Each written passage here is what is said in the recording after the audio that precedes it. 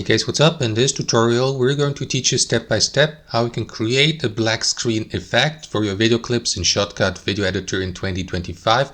So let us get started.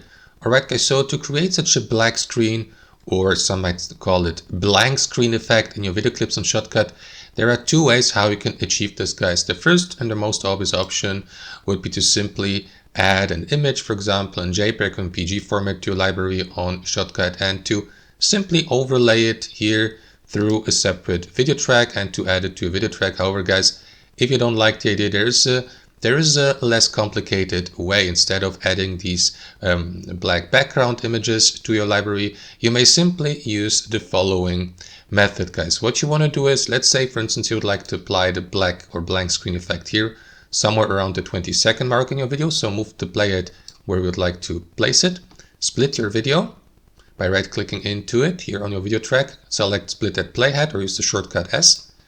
And after that, select the second part of your split video clip and move it slightly to the right, or depending on how long you would like to have that black screen applied, let's say for 5 seconds, so move it here to the right.